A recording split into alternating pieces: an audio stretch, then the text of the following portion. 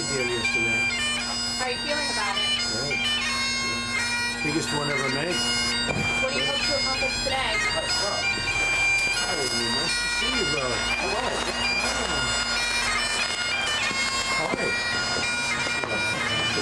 Nice to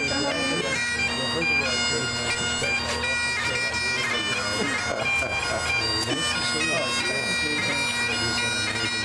I don't know who gets credit for it. They've been trying to get the deal done for 12 years.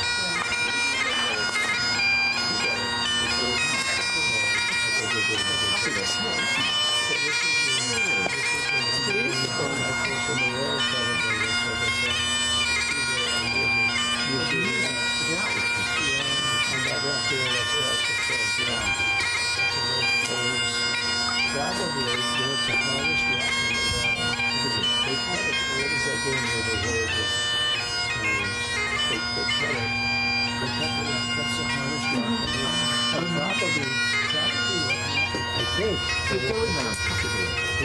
go to the thing and they take pieces out of the rock. There's a game that they play. Like marbles. So what happens is, I mean, essentially it's a line up the country, and it's massive, and you go, so far they fly the whole almost 15 years back, we had to come right back together. It's a long flight. It's very far away. So it's better than that. Probably that was, if you look at it, it's probably very far. It's a very hard stop. The hardest stop anywhere in the world. Yeah. But can you actually land? Can you fly a helicopter over it? You can't for 2 reasons. There are birds that fly around it in the millions. In fact, I said, well, that's not so right. The birds fly, they just keep circling. And there are millions of birds. You have to try to go in there. You wouldn't last long, so it's almost prehistoric. But the funny thing is, it looks like it's half an hour flight. Yeah. We flew for 45 minutes. Well, just to get to there? It's so big. It looks like it's horse place, not trucks. It's a long flight. I don't know if you know Well, it's fantastic. Thank you for... And this has been one of the best. We've had 4 open championships here. And it's been just like all of that. You've got this, you've got the other two on the other side. And everybody sees like this. And we brought this up to the highest number. And that's the clubhouse, right? Fabulous. So if you were a golfer, you'd be here a lot because it's very successful. And the people and all over the world, they like this. They didn't know where they were going. It's a beautiful part of Scotland. We have the flag out there. They used to have a little pole, see that pole? Yeah. We used to have a pole that was shorter than you. We were trying to flag. Okay. So we have to, we're going to have to get rid of that. Beautiful. Stunning. So, what you write what...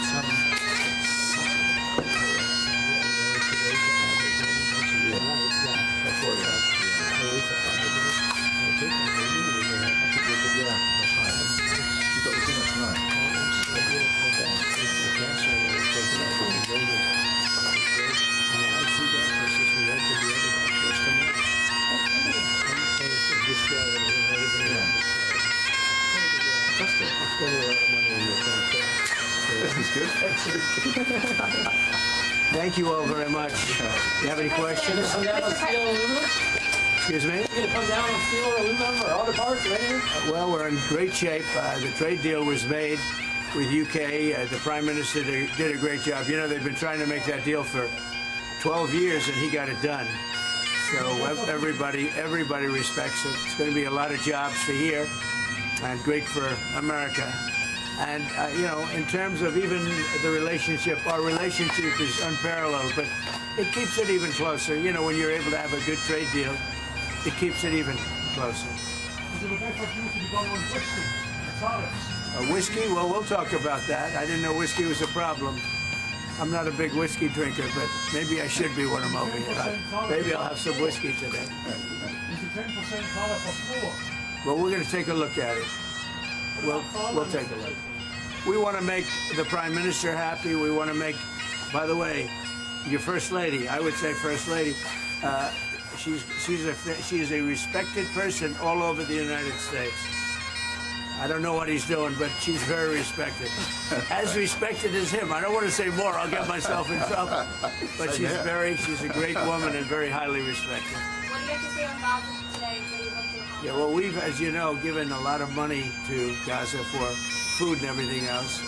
A lot of that money is stolen by Hamas, and a lot of the food is stolen. But we're very much involved, and I think it's one of the main reasons for our meeting today. Yeah, we're going to be discussing it today. We'll be talking about Gaza. Do you get ceasefire talks going again?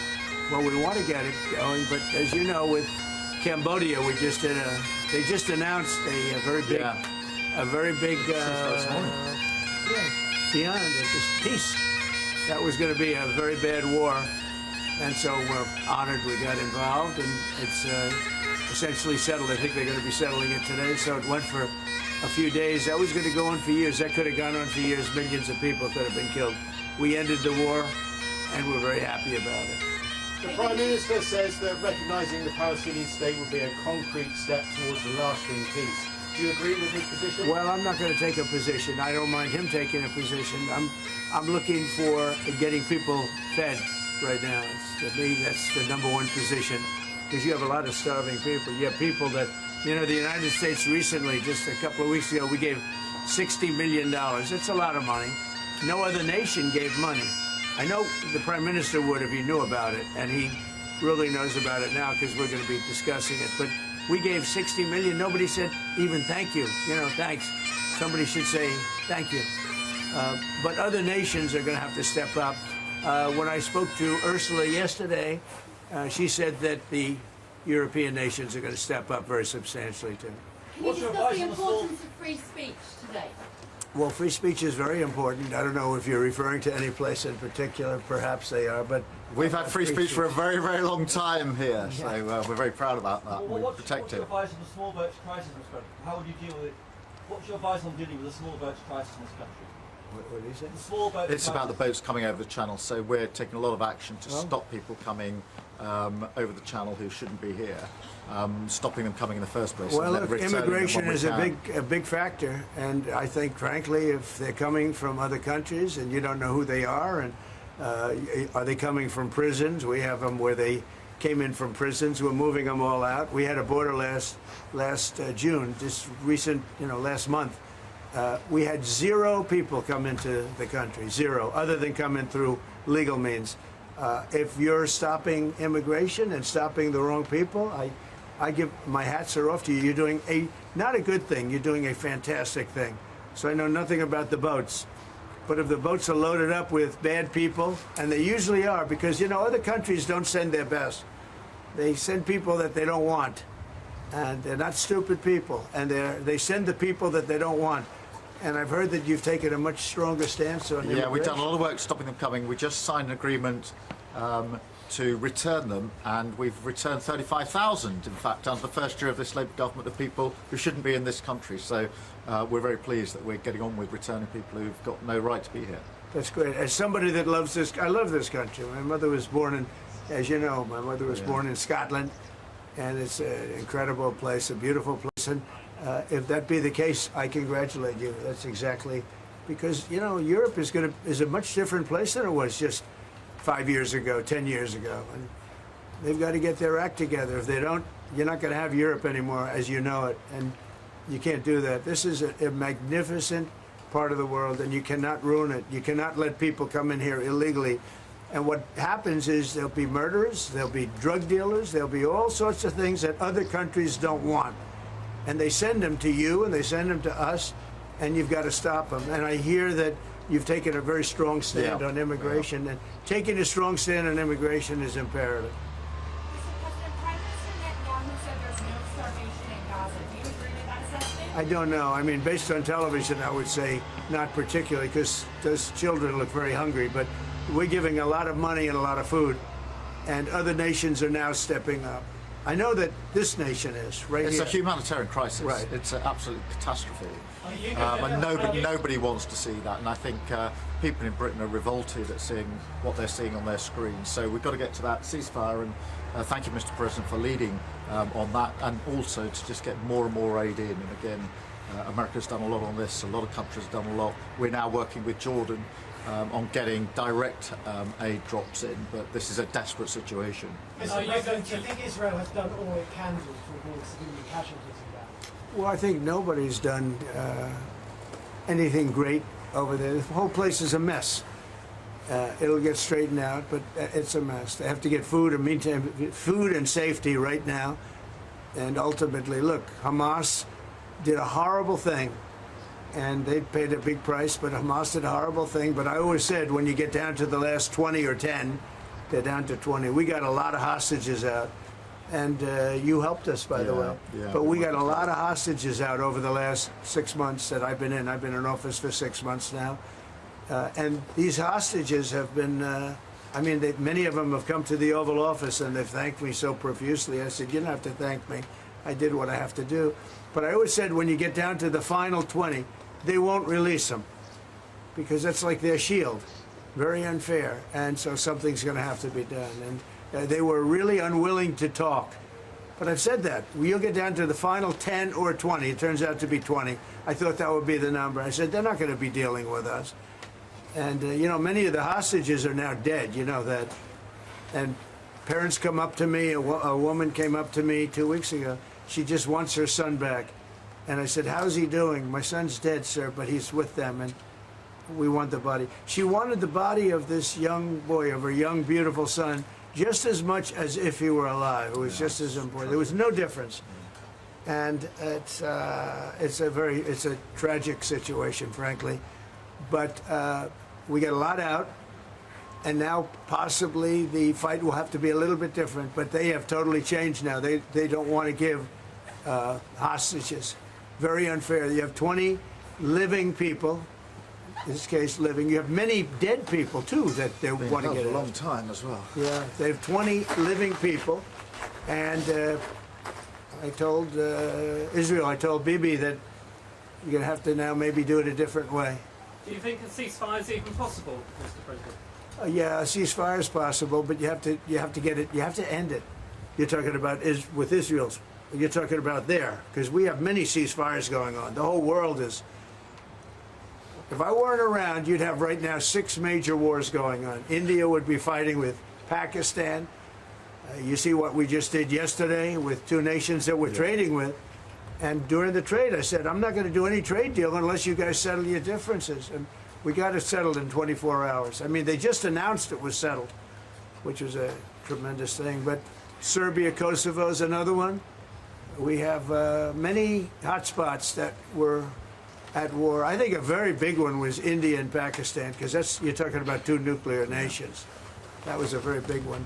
And we get help from the UK. The Prime Minister's helped. We have cases where we specifically need the help because somebody comes from here that you're aware of. And, you know, when you come from a country, you can do things. And I call up the Prime Minister, and all of a sudden, he's able to do things. True also with other presidents and prime ministers. But we've done it.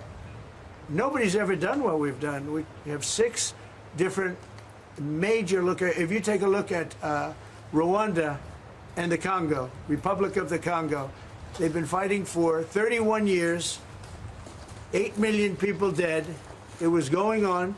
Nobody could go to that part of Africa. They were being killed. If to even walk there, you're being killed with machetes. And it was a violent situation. And I was able to, they liked Trump. They wanted to make a trade deal with Trump. They wanted us to take their rare earth. They want to give us their rare earth. And I got to know the leader of the Congo. I got to know both of them indirectly. And I called him. I said, let's end the war.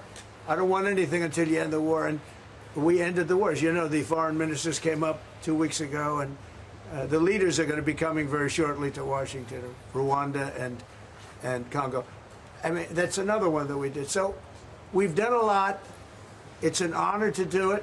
It's not hard for me to do it. And I use, not in all cases, but I use a combination of knowing them a little bit, or in some cases knowing them a lot. I knew, you know, the leaders of Pakistan and India. I know them very well.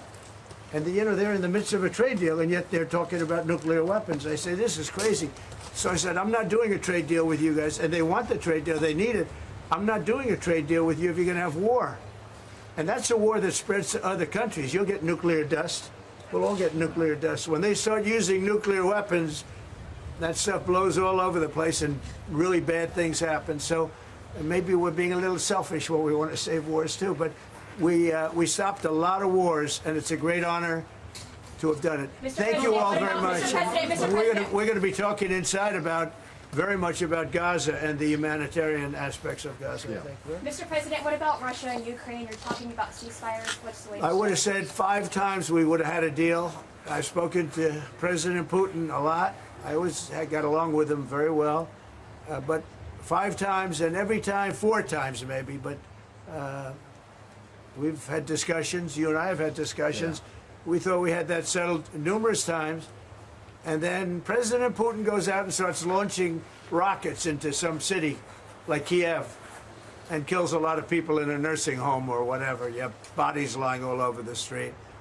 And I say that's not the way to do it. So we'll see what happens with that. I'm very disappointed. I'm disappointed in President Putin.